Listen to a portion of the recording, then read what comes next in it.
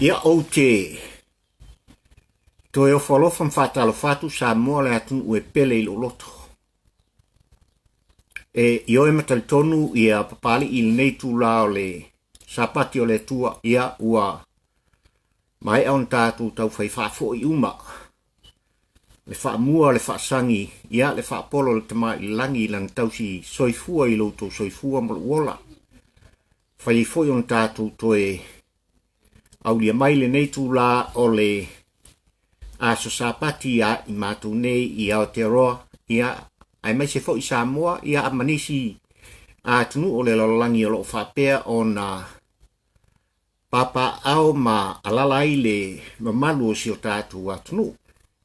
Ia ai ua Faasoa lava le anganga ma le Maafaufauga ia ina ia whapea o na whaua wina pea le au onanga ma le tautuanga TamaPouaAelePolago. Ia avatu au maini o tātou langona.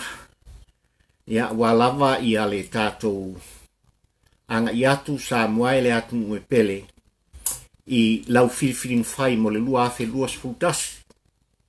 Awani sui a whaipule ia mo le mo ta whono i tia whau. O te ioe matalitonu ia ua salalau i tu e whaal kelope. Ia tūlanga e pei ona iei fo i le mātou whai ngā pālota i New Zealand nei. Ma o se anganga fia ma le anganga whaaloalo ma le anganga whaafatai e momoli ai mo ngā lofa ma whaamanianga i le toi tūlai mai o le tamaitai o te asinta a te. Ia vea lea ma pāle mia o New Zealand mo le isi tolu tausanga o le nofo inga o le amata nei. Le ngata fo i lea e momoli le whamalo ma le nganga whaafatai. I nisi o Tamalii, whailaunga o Tama whanau o le tunu, whaletua matausi, ia ua whapea o na sao whangai tutonu o le mo ta whono o Aotearoa. Ia ua lava upu whai o malo, ia mo le lumanai o so se Samoa, ma so se tangata, so se lana. Ia ai maise ia tangata whenua, e pei ona iai le mātou whai ngā pālota i le aso ananafi.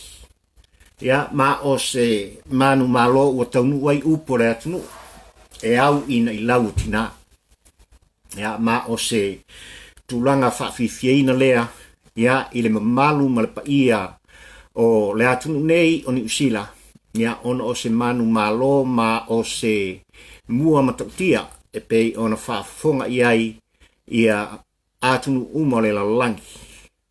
I le toi manu malo mai o le tamaitai palmio si o mātu atunu o New Zealand nei. Ia ona o tūlanga alo ia e pei ona iai le whai unga o le whai ngā whirwhiringa le atunu. Le nganga Samoa e atunu pele talitonu ua whaafonga fo i taitai o le tātu atunu tūlanga e pei ona iai New Zealand nei. O vātu ma le 5 miliona le whaitau a whai o tangata. A whatu stusa i a Samoa le tātu atunu. Ia ele io i se lua se lau afe o tangata le taimini nei. Bai lea whaingu me la lua se lau afe ia i eli talitununga o le fitus fulim pasene. O i lātou e ao ona lātou whai ale whirwhiring whai. Ia mo sui a whai pule. Ia wale mota i tia whau mo le lua afe lua sfuma le tasi.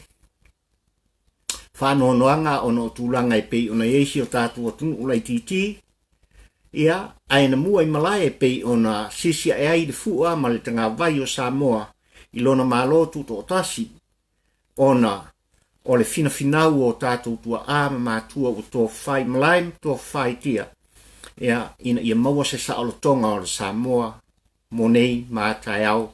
Ia māso lumatu. Tūlanga e pei ona iai e matautia.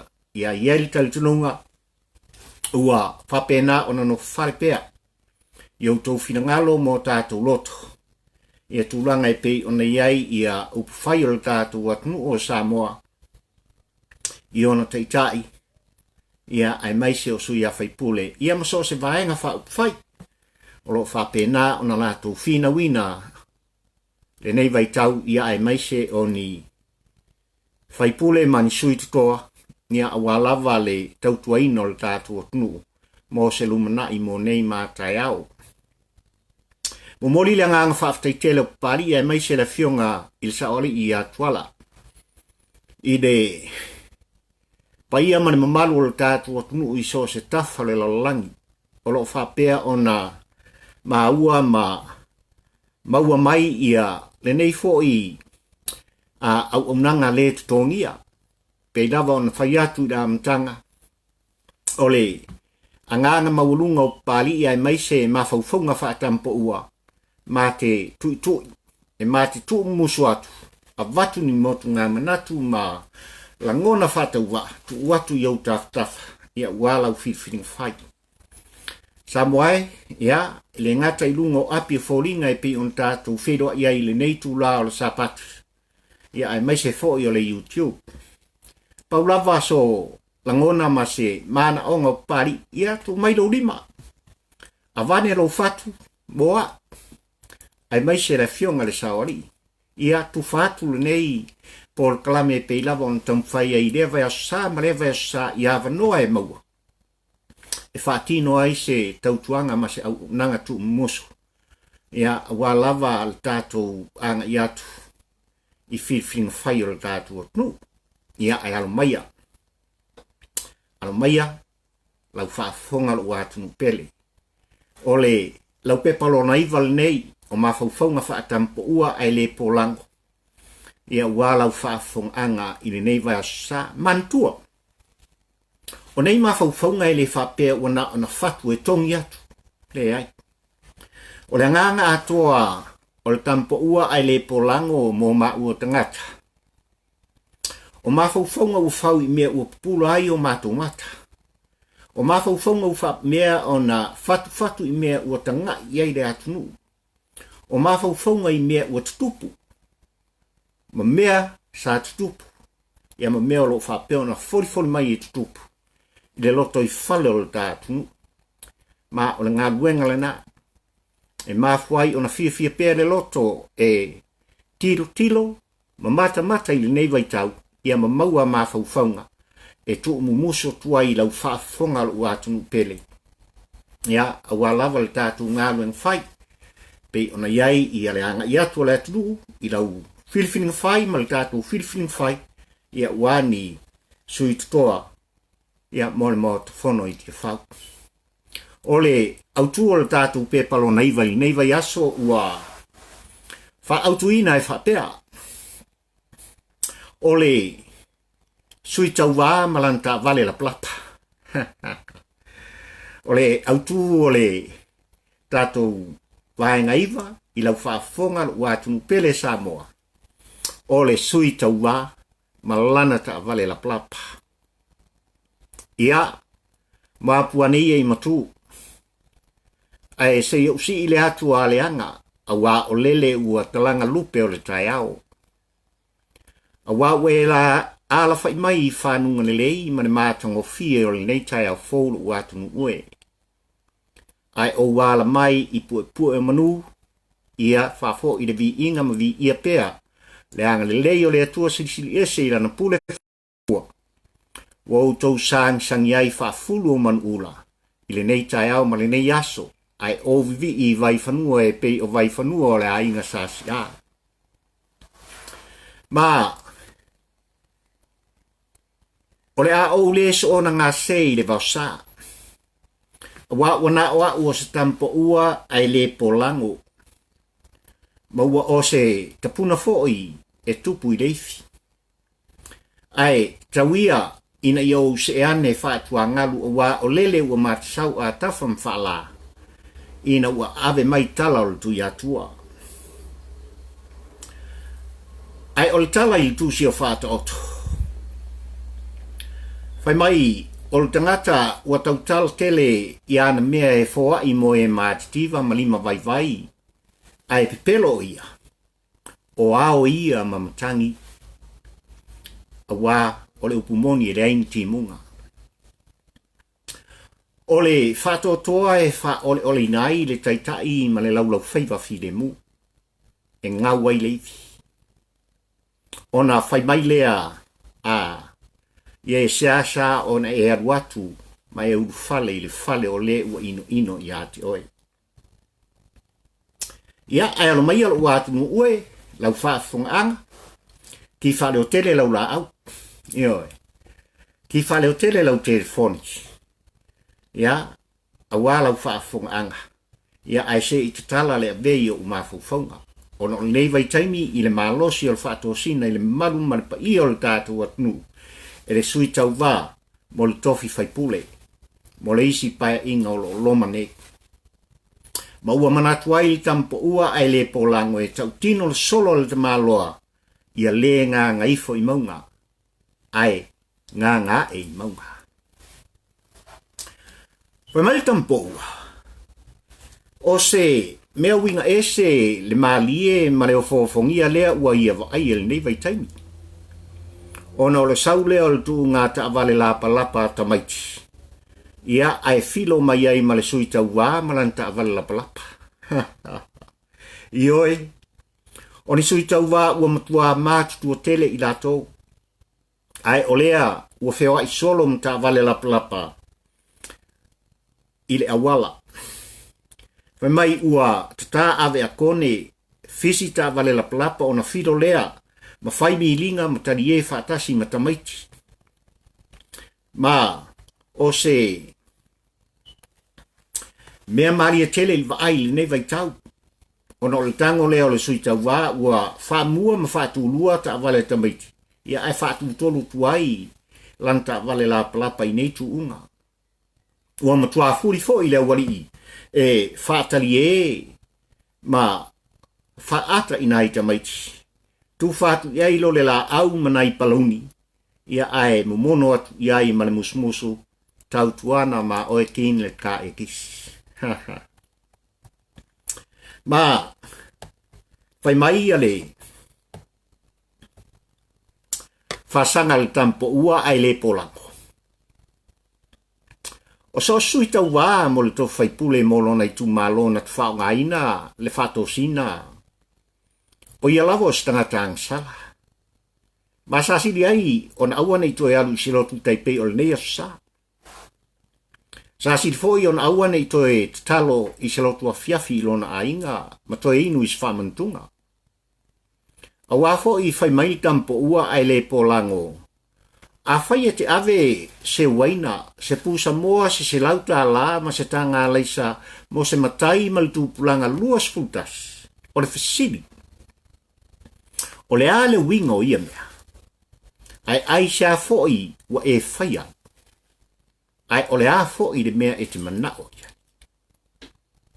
Ioe o le upumoni e te manao e whaavalea ma whaaseel tangata i nei pau ai mamunu mai ai le kisi e te vai. Ma e te whawai le maasalafa mo leisi 5 tausanga. Pele o se ngaoi pupula ea lea mea. Pele o se whaalata ea lea mea. Pei o la iuta. Ioe fai mai wa mata ona toe su e u ainga. Wa mata ona e toe tala ngafa ma toe su e u faya. Ina io mai u ainga e o pongi oe. Ai siana e le faya i le tele o tausanga umawai. O le fisili la. Ioe Samoai le atunu ue pele i loto. E le whaatonu e le lau vai li talumua o le tangata i le atuolo. Pe tau ao ia fo i le tau fui niu le aulo sloso. E le fautuaina pe tau anawina atu oe le TamaPouaAelePolago e ta ofi lau whaatosina. A o uputu sao al TamaPoua mo oe le sui-tauva le sui Faaleoili mo le palota o le lua afe lua sfultasi ma le taimilinen. E sili pe atu. Ma ia tuu nei loa. Ia se vai anea. E fai au tofi le kalesia. E te fai a upu ale nu. E fai mea whalonglong fo i tamaiti ma le tu malo i a te oe. Ma ua e matua foi. Ai sa e sanga fai ai nei a mionga ma ne winga whaati a polo o le whatosina. Ne winga tau whasee, ma tau whaavalea i nei tangata lima vai. E maunu mai ai le e kisi mo oe. Ai a mamulu mai loa on e sola lea, ma e tata a moleisi lima tau sanga. Sole, sungai, se awale matua, ai le matua. Awa ole upumoni, a fai e tau sola mua ne ia oe, maau, le tu o le whato sina. I mea ai matupe mauwaina o onga. O le upumoni sa moae, ngā solo maisi au ngā tūpulanga i le lumnai o te oto i lang tonu, lo nuu malo i tūmalo. Awa ua valo ia le TamaPouaAelePolago o whai ngā pālota mo leisi 15 tausanga o lumnai. E sa ili le manu malo i le toto tulou. Ona ua le mawhai le sui-tauva, ona au ona au i le taungata o le whatosina. Ma le e kisi le tangata pālota. Ma o le upumoni lana. Whai mai whasanga le TamaPouaAelePolago. O ia e anu i le pālota. Ai nā tele a vea se tupe se mea ai se whangpia po o seisi lava mea. A wafo i e tu lava i le loto fua tia ifo o le tangata. Mai fai fo i le whiringa sa o loto al tangata pālota.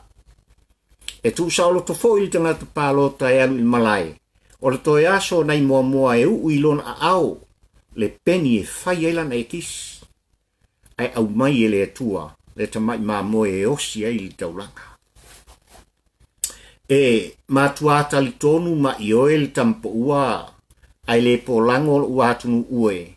E le o fia a ailo na i tu malo, ma lona nu. E le mana o fo i ni tupe manipia. A wa fo i e maua umana mea.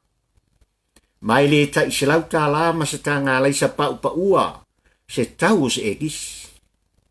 A wafo ina paulava le mea o lo mai tautuina mo o mia e so se tu malo o se sui-tauva e te lelo na fatu. E le fefe fo i e tautala i le maota fono. E finau se manuia mo lona nuu mo lona i tu malo e mai se le atu atoa. E leo mana o mia fo i e lo i tu malo ni palpala malo. Ma e te fiu fo i. E lau mai Faa-Samoa pusa pisupo, tufa mai tupe ma lau mai fang vai lima. Ma le taula, fang omo ma le oli oli. O le tali, e le tai lava. Le tai lava ua foi. E le o fio tilo lo i tu malo i namea. A wai ai nei mainu nei. To el wai mai nane. O le upumoni o lo fia tilo lo i tu malo i lo fatu. E mana na o fo i lo fatu. E fia tango i lo fatu. Pe te le matoa. I o e fia i loa lo fatu pe alofa pe taliti ngā foi. Ia pe o se fatu e i loa na maafanfana.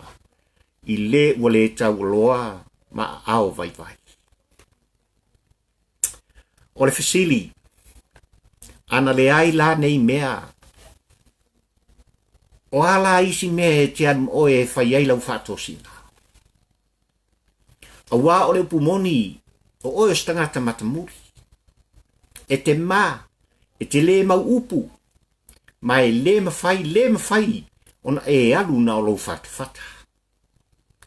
Whai mai ina ua, taksafa auto le mā vaenga, apulotu matui. Ona whapea leo pulotu.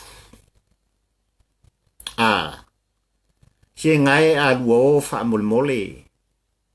Iau lua mantua mai, tae o iatua. Sa moai pele onia, alofa anga ea ia. Mani mo nga e whai le fatu o le alofa. Whai mai ua whātusa e le TamaPouaAelePolago o le alofa o le tangata e moni ma te lelo na whatu e le timu ia malaina i lunga o le papa. e tū il moana sau ai a tō ti munga ma whatinga e le tai ona susu le whatu lea. O loo sa ili e lo nuu ma lo i tumalo. I oe sa moae ma le au whaafonga. Mai iei talitununga le sui-tauva ili nei vai tau. A whai e toa se fululua matai.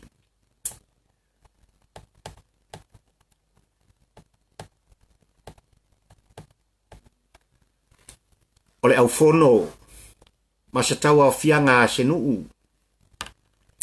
O se tōnai ma le whaife au i le aso sā. Ai tufa se lato wafe tā la. O na whai maile o le sui-tauva ma matai e se fululua. Ua atoa le nu. Ua toe o le itu malo. O le fisili. E toa se fululua ni matai o se nuu ma oe le nā le sui-tauva. Ai whawhewhea whaletua matausi sa o au matamaitai. Ma le malosi o le nuu lutupulanga luas putas. Whawhewhea le au lima vai. Ma le au le tau oloa. Manai uso mamai. O e olo o tautuaina. Timu ia malaina. Ai sau i le vaveao e whātalipasi. A wanga ruenga matau ave le ingoa le lei. O le nuu ma le itumaro. Se fa mole lava. O ele nā le sui-tauva. O e langona ea. Langona o e lima vai. Le tangata ua sina le lauao. Ai le ipai lava i se suafa matai. Fa atu i le tainafi e ala usu i le vao ma toe mango le ie. Ono le tautua le fa alongolongo tinga. A o e whaale le vane i lo pou sa afi ma lo pou lauga. A o lo pou foi i talanga atoa. O le fisilina. E taltonu le TamaPouaAelePolago. O lo manuia ma lo lumanai sa moae o lo iai lea i au ele mau whanua. Ai o lo whaatutu ma lo whaapalapala ma lo paie ma le tūlang vai o lo iai le taimi le nei Samoa. I le tangata e nofo ia pia e alu e whainga luenga toi manawa mai o na tuto lea o nai whai misiluki. Ma nai fuala au aina i te whawhale. Ai o le tangata o lo nofo inu i tua e vaoa le lau ele ma vaoa le whanua ai fi oso ia pia i le taulanga e sua e tapaa ma sua se whangu mawhanwhana o le afiafi. Whai mai.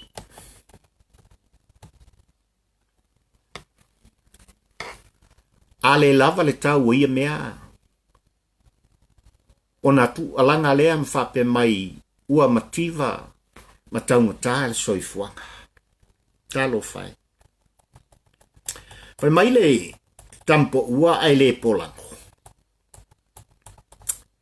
E fia tala noa i mātua o tamaiti nei o lo tu leia fitusi il taulanga. Whātau tauanga ma whātau ula il taulanga ia pia. A wafo i te tau on tapu e o lātu o langa ma ave le a onga nei alo ma whanau. Ai o mai mātua e tu leia fitusi ma ula ma tauanga. Sa moai ma lau whafonga o whanau nei. E keni le lei ma le TamaPouaAelePolago. Ai ua whai ma avenga ma mawhato e wha mo moi loto. Il TamaPouaAelePolago i le tele o aso. Lua tā la le tau le pusa fitusi. Ula. Tauanga. Wha o popolo aloe iai ma le vaiti ST o le pupula wha mata salamo. Al tamaiti e 5 sene wha o popo wha tasi. Wha toa adu ese lea ma wha awhitai mai. I oe Samoae. O se whaataita inga le hanga tele i nai whanawiti. Mawhai mai whasanga al TamaPouaAelePolago. O mātua nei o nei tamaiti ua mali le lava i lātou. E o mai mafo i mai tamaiti le fale o ta ei mai mata. Tā mumo e tele fua mai le fale a ia mau pēa o na lima. I le tau o le pusa afitusi, le ula, ma le tauanga. Ma o le ala lea. Ua tau tino ai le TamaPouaAelePolago i lau Faafongaanga Samoa i le aso le nei. A whai ele toe whaingaluenga. Ona ua turi au marenga luenga. Pe ua au musu pe ua au pai e fo. O le upumoni Samoa ma lau Faafongaanga. O le ātalai loa u vae mo ulima e whātautui. Ma whai ei se tau ufonga. Mai TamaPouaAelePolago o lona whatu mo le auso e whatu. O na nifo mo e o lo tau sua ni tai nifo. O ana polo foi mo e fie o e whai lea ta alonga o le ta polo. A wawhai mai aia. O le a ea, le ao ngā o le nei tino i atia. Ai le whai ngā luenga malu e whai se au au ngā mo le ainga. I oe o le uputu sa o. Sa siri ai ona noa mala fwa i le sami. Ina ia aina ia fe ai. O le moana. Lo watunu ue Samoa malau Faafongaanga. O Maafaufauga ngā TamaPouaAelePolago i lau Faafongaanga i nei aso. O mea ua tutupu, ma o mea o lo tupu, ma o lo sanga tupu. Peilawa no ta ua le taimi, o sola le manu maloa ia i o le leipa, ia e mai se fo ili toi tu lai mai, o le tamai tai pāli mia o New Zealand nei ia tia sinta ate. Fatosina i upu. Fatosina i Maafaufauga mamere le ia tia e ai le atunu, o le lumanai o le atunu. Over 5 miliona faitaua fai on tata. Le ai se mea na ngā se. Le ai. Na tūlu tangata i le loto fuatia i fo tūlu tangata i lona lava fatu. E agua i e whailana e kisi ma o le tali ua tali le tua i a Aotearoa.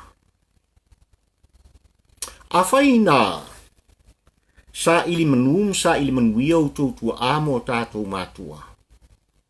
A wāselu wanai o le Samoa mo nei mātai au. A whai wa e langona wa e vai. A whai wa e langona wa e mativa. A whai wa e langona wa e le tāngolima.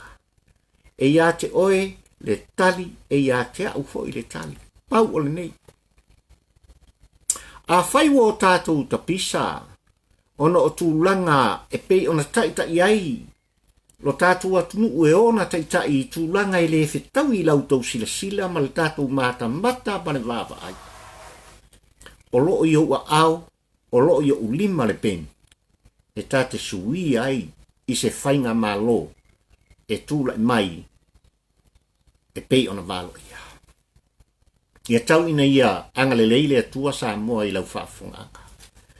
Tau ina ia mana le upu fola au na pa ia le atua le nei aso i lau tau Faafongaanga.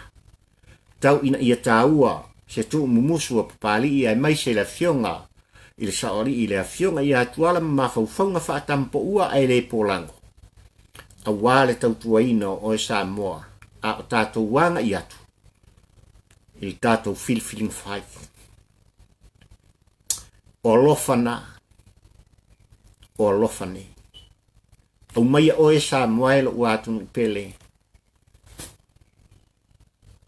Mā te nofo. God bless Samoa. Manuia mai e soifua.